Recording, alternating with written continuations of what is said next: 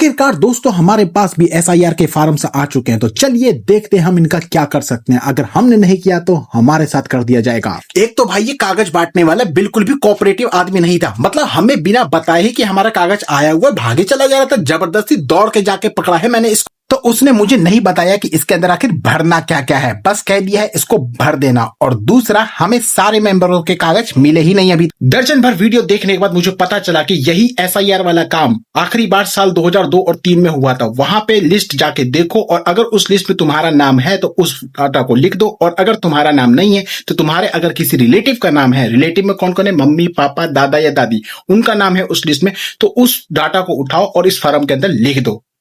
तुम्हें वोट डालने का अधिकार मिल जाएगा, मतलब मिला रहेगा। 2002-3 की लिस्ट में मेरा नाम तो होगा नहीं, क्योंकि मैं उस समय तो पैदा ही हुआ था। तो मेरे घर वालों का होगा, पर मेरे घर वाले थे कहां उस समय? बिहार में। तो काफी सारा धूम धड़ाका करने के बाद मैं पहुंच गया इलेक्शन कमीशन ऑफ इंडिया की वेबसाइट पर, और वहां पे मैंने सर्च किया, search your name in last SIR. मेरा नाम तो होगा नहीं। ओके, तो जल्दी से मिल जो भाई, मिल जो, क्योंकि अगर तू नहीं मिलो तो अपन तो गियो नेटवर्क। अबे चल रहा यार, मेरा डेटा बहुत स्लो है। क्या आपका सिम एयरटेल का नहीं है? एयरटेल का नहीं है, मेरा सिम वोडा का है, वोडा वोडा वोडा। तो यहाँ पर मेरे को डालना है स्टेट। कौन से स्टेट में थे हम लोग तो नहीं, हमारे खानदान के लोग बिहार में थे।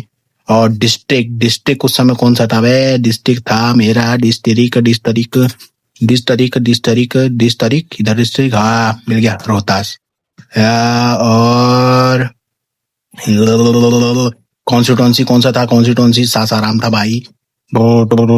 चलो भाई, अब यहाँ पे नाम लिखना पड़ेगा हिंदी में। समीर का नाम तो नहीं होगा। घर वालों का नाम डालेंगे और सर्च करेंगे, और हमें कैप्चा डालने के बाद हमें उस खानदान के आदमी का नाम मिल जाएगा। मेरे लिए सबसे मुश्किल था ये पोलिंग स्टेशन का पता लगाना, और दूसरा एग्जैक्ट नाम लिखना, क्योंकि अगर तुमने एग्जैक्ट नाम नहीं लिखा तो वो आदमी तुम्हें उस लिस्ट में नहीं मिलेगा। और तुम तो जानते ही होगे कि सरकारी कागज पे नाम, मतलब हमारे सरकारी कागज कितने ज्यादा परफेक्ट होते हैं।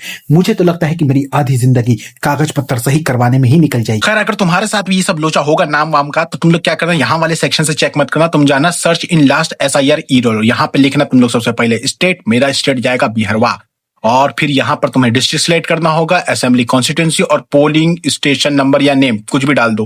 मतलब यहाँ वाला सेक्शन मेरे ख्याल से बहुत ज्यादा इंपॉर्टेंट है, क्योंकि ये सब तो ब्रॉड है।